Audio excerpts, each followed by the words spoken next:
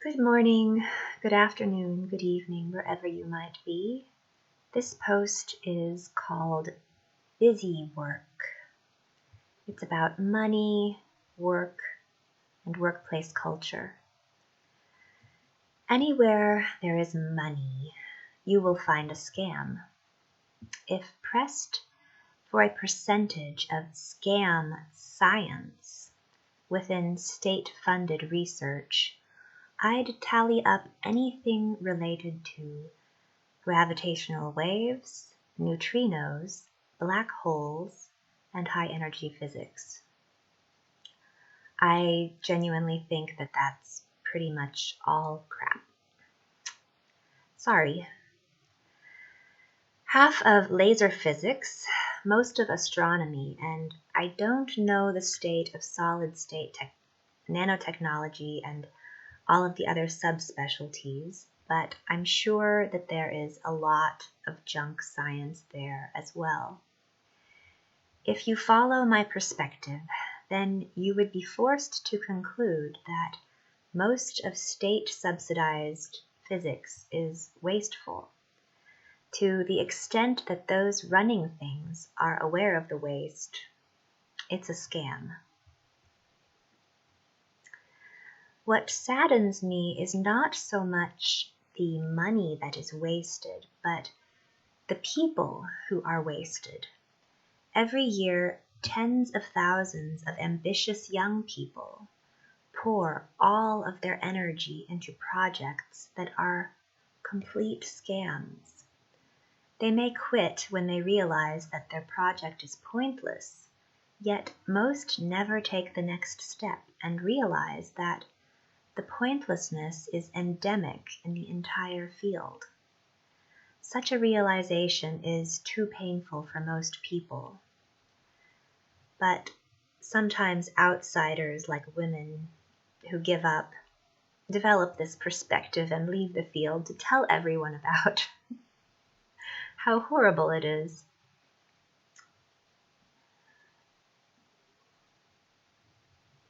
I have since developed a bit more of a balanced perspective on these issues, but this rant is representative of how I felt when I was quitting.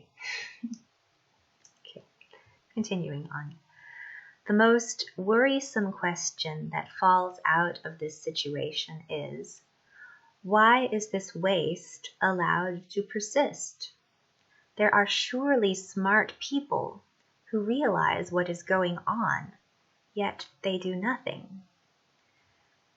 One reason is that saying something to your scientific colleagues about this problem will turn you into an instant pariah.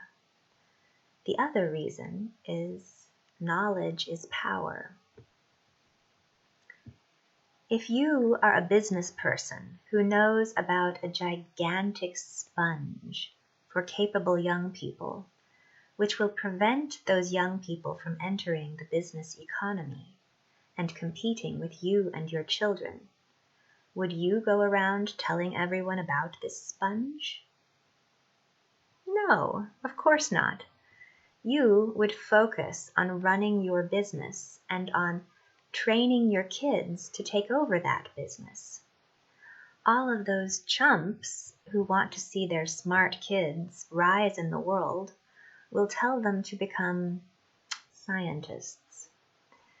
Meanwhile, the parents who have already risen to the top of the corporate power structure, they will tell their kids to study philosophy or the classics and then privately educate them in the ways of the business world.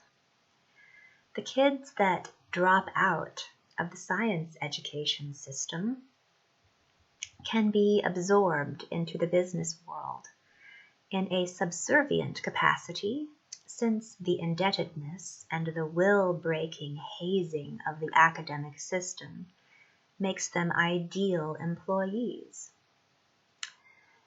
Not to mention the amount of debt they carry once they get out of school. They will become, for example, quants, while the real power is in other hands. This is the way of things. From this standpoint, state-subsidized science is a scam perpetuated by a moneyed class which is happy to use the government's help to neutralize the threat posed by smart, capable young people. That is one perspective. It's a crazy perspective, but it's one perspective. The other is that state-subsidized science increases the pool of technically trained workers so that companies can remain competitive in a globalized economy. That's the more sane perspective. I honestly think that the truth contains both of these perspectives. Perhaps having a sponge for capable young people, for ambitious people, having a sponge for ambitious people is not a bad thing if the sponge also selects for unethical traits. It would keep such people from running Ponzi schemes or building bombs in their backyards. But how unethical is the average scientific researcher? Theft of credit for work would serve as evidence of bad character, and we might find such evidence within publication records. In my professional experience, if you do theoretical work, you can sometimes get away with writing a paper by yourself or with just a few authors. But if you do anything experimental, get ready for anyone who entered the lab or who had a student who entered the lab to expect to be added to the author list, especially if it is going to be in a journal with a high impact factor. It is kind of disgusting how this happens, but that is how politics works. You don't want enemies, right? Just add everyone to the author list. This is one of the reasons why a recent paper from LIGO, the Gravitational Wave Observatory in the US, the paper had 4,300 authors, or 1/3 of all astronomers in existence.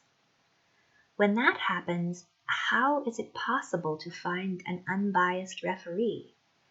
It would be impossible to be objective because one of the 4,300 authors might end up as your own referee when you decide to submit a paper.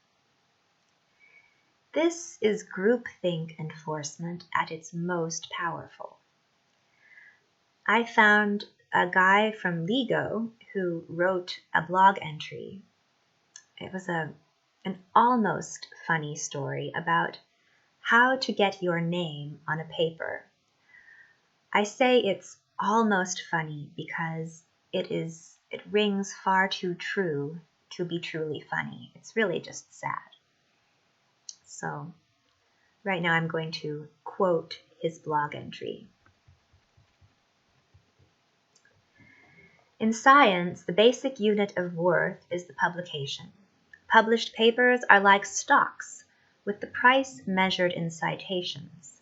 Just like stocks, we would all prefer to have only a few big winners. But with no real clue how to invest, we just get as many as we can. For people like me with a dim mind and no creativity and minimal work ethic, you might think this would be rather difficult. Fortunately, you are allowed to cheat, or to adhere to the correct knowledge industry terminology. You can use your initiative. The only real obstacle is getting started. It is the same in all hierarchical fields. All of your talent, hard work, and dedication and creativity are needed at the very beginning. You need to get yourself established long before you have acquired any experience or solid understanding. This is a grueling, stressful time. You cannot imagine how hard it is to worm your way onto papers and into prime spots on their author lists without the aid of a shred of prestige, influence, or financial leverage. Those of us who manage to do so fully deserve the powerful positions we later acquire.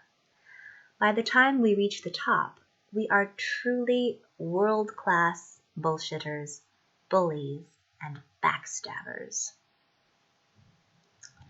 You want me to tell you how to do it? Fuck off. You either have the talent or you don't. But I can tell you this for free. If you're wasting your time reading this blog instead of pumping your friends for their ideas, signing up to do trivial tasks to get yourself included in a potentially important project, or spreading lies about your friends to your advisor, then, well, you may as well give up now and keep reading. You never know, though. This little tale might actually teach you something. Once you're at the top, everything is easy. Make sure your students and postdocs are working on all of the coolest topics. And when a nice result comes along, demand that they include you on the paper. If they don't, fire them. Not only does that free up some cash to hire someone more malleable, but it is also a valuable service to the field. Talented people with principles are a direct threat to your rising influence and prestige, and should be eliminated as quickly as possible. I suggest looking at the blog entry I have and clicking on his blog so you can read the rest of his post. It's a fictional character, but it depicts something painfully true about the culture of academic science. It's funny but painful. So far, I would conclude that most of publicly funded science is a scam in some sense, but it's a scam that serves both good and bad ends. How might we improve the situation? Instead of just complaining, I should at least offer a solution. What I know is that competition fails to produce research of good quality when the number of competitors is limited to just a few large groups, with nothing trickling down to the smaller, newer groups. This is what tends to happen in scientific communities, in capitalist economies, and perhaps also in online communities.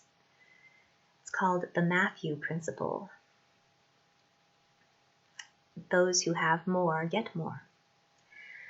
When you have only a small number of groups studying a topic, there are fewer cross-checks and therefore a higher likelihood of scientists tricking themselves into believing weak data. This leads to groupthink and pseudoscience. If the groups get their funding from different sources, different government institutions, the groupthink effect can be made worse because there is little incentive for a group from one country to point out the errors in another country's research. There is an attitude of, if you don't mess up my funding, I won't mess up yours. They can each claim that their research is valid just because someone in another country studies the same thing. Then someone else runs the same scam. A laissez-faire economic system would rely on bankruptcy to remove the worst research groups, but the elders of the scientific community don't let each other go bankrupt. With a steady stream of government funding at stake and ties going back to their school days, they watch each other's backs. Perhaps a recession or temporary funding reduction would provide a cleansing, reorganizing effect, as it is known to do in the economy. But a recession wouldn't correct the structural income inequality problem. Income inequality has been reduced by large wars in the past, but war would be highly destructive of existing institutions. And one would hope that such a scientific war would not play out like the Spanish Inquisition.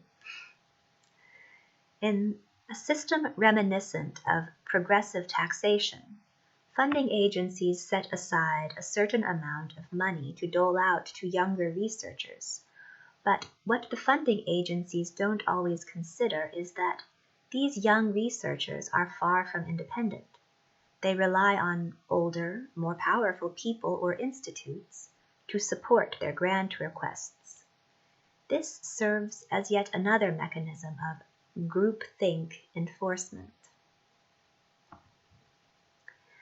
Thinking of science as an economic system, the inheritance tax should remove bad ideas from circulation as the older researchers retire and their worst ideas retire with them.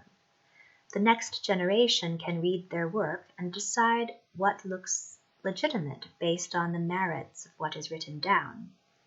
But in the age of big science, this doesn't happen anymore at an institutional level. One researcher retires and gives his power to the person who takes his place, thereby preserving the distribution of power given to various ideas. This can crystallize dead-end ideas within a large institution. The perpetuation of an idea's power despite weak evidence also draws from the influence of self-citation. A large group can produce a mountain of self-referential material, and there is no incentive for them to cite those outside of their group, because the outsiders often represent a threat to their funding supply and reputation. This leads to massive eddies of self-citation which swirl off from the main current of progress. An eddy is a problem because that means that those caught up in it are not influencing anyone, and no one is influencing them. Old ideas are forgotten and may be rediscovered again and again by research groups which are caught up in such a myopic pattern. These are serious structural issues because we spend a substantial fraction of our GDP on science. 13 billion in military technology research, 7 billion to the National Science Foundation, 26 billion for the Department of Energy, 31 billion National Health Institute, 18 billion for NASA, 10 billion goes to the Department of Commerce, which involves NOAA, NIST, oceans, forestry, etc., and however many billion for other areas, education, research, economics, and such. I came to a total of more than 100 billion, but this doesn't take into account the cost of educating scientists and science educators in the university system, which would surely add 100 billion more. If we want non-corporate science to consist of internet educations, and backyard experiments, we could save $200 billion per year. For each adult, this amounts to around 1,000 taxpayer dollars per year spent on science. This is around 2% of the per-person GDP. This is just something I calculated. I must have missed some significant funding sources, probably a dark budget for the military that wasn't on the internet. And the reason I think this is that the wiki says that it isn't 2% of the per-person GDP spent on research, it's more like 2.7% of the per-person GDP spent by the government on research in the US. If I compare this to research spending by the top 15 companies in the US, I see about 150 billion listed in their budgets as research and development, not including the infrastructure investments necessary to support that research. This makes the private sector research contribution a bit larger than the public, sector research contribution. Since knowledge is power, cutting the federal research budget would result in a reduction of federal power. Cash-rich companies would subsequently become more powerful as they take possession of secrets which give them an advantage. They might, however, be better at removing scam science than the current government-funded science institutions. My guess is that it's an ebb and a flow, and that things need to get mixed up occasionally to keep them fresh and to keep stale ideas from dominating. When you do science for money, status, and power instead of for truth, the distorting effects of those incentives cause you to delude yourself into believing in weak experimental evidence. A good scientist has skepticism as his or her guide, and without it, we are very good at tricking ourselves into believing that coincidences represent repeatable events. People think that pseudoscience consists of things like homeopathy and astrology, but it is really much more widespread than that. In medicine, there are many procedures that come into fashion based on weak evidence. Many heart operations, spinal operations, knee operations, ear tubes for small children, labor complications for pregnant women. And people find that with further study, we learn that the patient was better off left alone, and that the decision to implement a certain protocol was not based on hard science at all. In psychology, perhaps you read about their reproducibility crisis, but I think that this is something we would find in every discipline, every scientific discipline.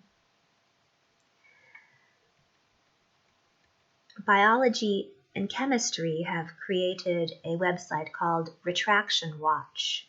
It's a gathering point for information about researchers who have a habit of fabricating data or committing other scientific crimes.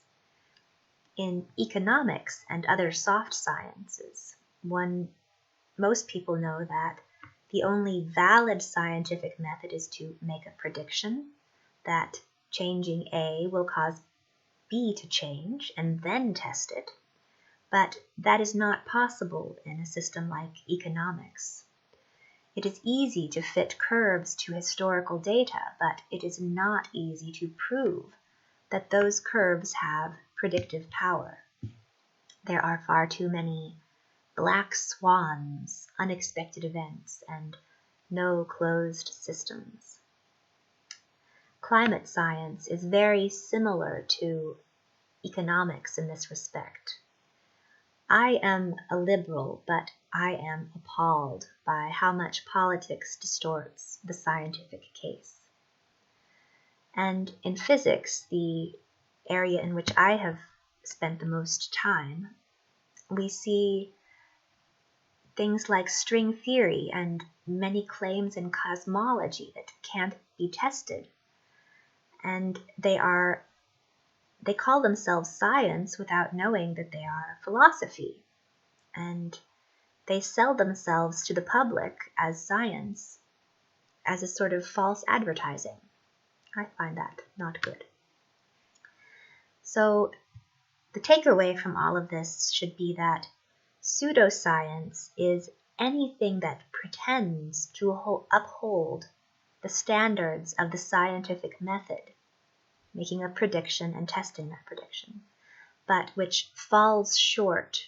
And much of what we think is true today has been produced with methods that fall short of scientific standards. That makes it pseudoscience. One of the worst offenders today is in data science, where people do analysis, slicing and dicing huge data sets, and believe that they have constructed a model with predictive power, but they haven't. This is all normal, right? We believed in phlogiston for hundreds of years before understanding that it didn't exist. And there will be something that we believe in today which turns out to be wrong. But just being wrong doesn't make something pseudoscience or a scam. Pseudoscience is when you delude yourself with weak evidence. And when this is rampant, scam science flourishes. People who do scam science know that they're doing pseudoscience, but they don't care. Thank you for watching this tirade. I wrote this in blog form quite some time ago, and it takes a very extreme attitude, which is somehow necessary to make it interesting, because balanced, plodding exposition can be rather boring. But I think it's possible to use sort of polemical material like this to develop a more balanced attitude. Thank you again for watching. Until next time.